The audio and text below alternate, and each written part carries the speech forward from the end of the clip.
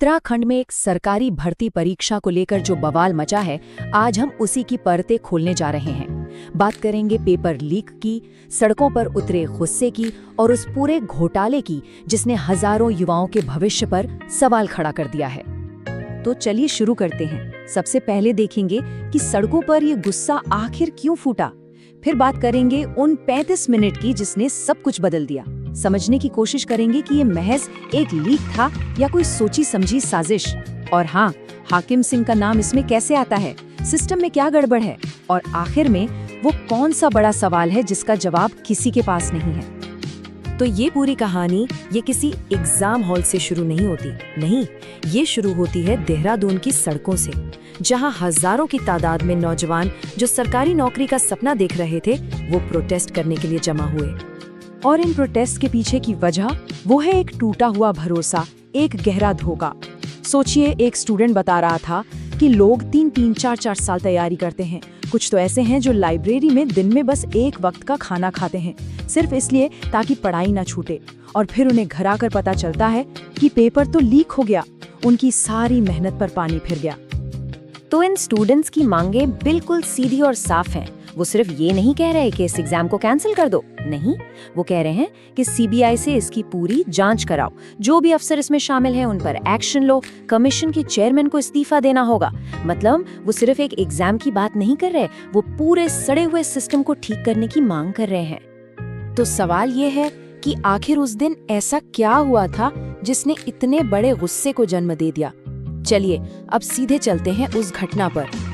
ये परीक्षा UKSSC की ग्रेजुएट लेवल भर्ती परीक्षा, ये सिर्फ एक एग्जाम नहीं था, ये तो राज्य के हजारों नौजवानों के सपनों की चाबी थी, उनके भविष्य का सवाल था।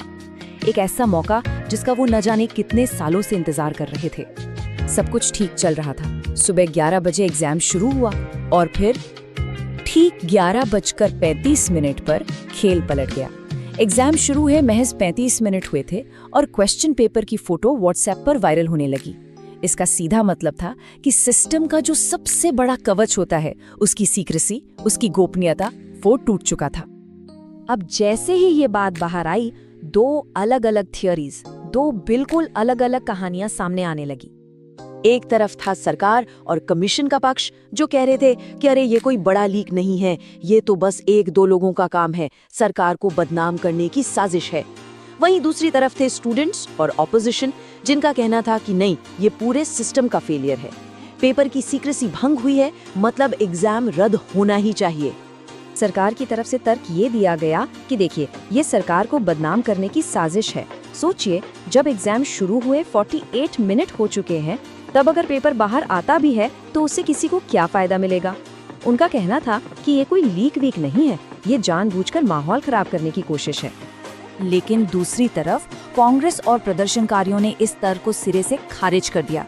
उनका कहना था कि सरकार तो खुद अपने नए सख्त नकल विरोधी कानून की पीठ थपथपा रही थी और फिर भी ये हो गया। इससे साफ पता चलता है कि इन परीक्षाओं को लेकर कोई सीरियसनेस है ही नहीं, मतलब असली समस्या जस की तस बनी हुई है। और इन सारी बहसों के बीच एक नाम बार बार गूंज रहा है, हाकिम सिंह। एक ऐसा नाम जो अब इस पूरे पेपर लीक के गोरख धंधे का, इस पेपर माफिया का प्रतीक बन चुका है। कौन है ये हाकिम सिंह? कहा जाता है कि ये वो पेपर माफिया का सरगना है जिसे पहले भी कई एग्जाम लीक के मामलों में पकड़ा जा चुका है। प्रदर्शनकारियों का तो सीधा आरोप है कि इसे सरकारी अफसरों की शह मिली हुई है, मतलब ये पूरा नेटवर्क बिना किसी डर के काम कर रहा है। और सवाल यही उठता है कि इन माफियाओं के सर पर किसका हाथ है। और देखिए, यही सबसे दिलचस्प बात है, प्रदर्शनकारी सिर्फ हाकिम सिंह मुर्दाबाद के नारे नहीं लगा रहे, उनका नारा है हाकिम का हाकिम कौन है। मतलब उनकी लड़ाई सिर्फ इस एक आदमी से नहीं, बल्कि उन बड़ी मछलियों से है, उन ताकतवर लोगों से है जो पर्दे के पीछे से हाकिम सिंह जैसों को चला रहे हैं। तो अब ये मामला सिर्फ एक पेपर लीक का नहीं रह गया है। कई लोगों का मानना है कि ये तो बस एक सिम्टम है, एक लक्षण है।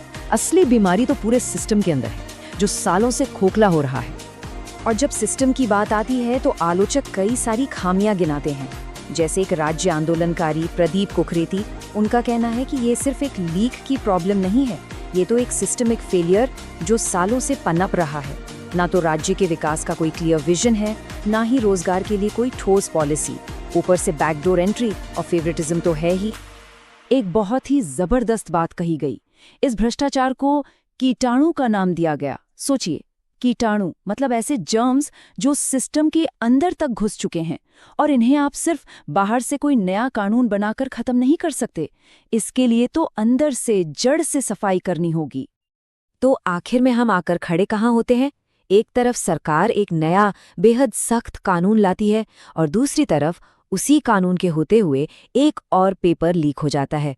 हजारों नौजवानों का भविष्य फिर से अंधकार में। इससे एक बात तो साफ है कि भरोसा सिर्फ कानून बनाने से वापस नहीं आता।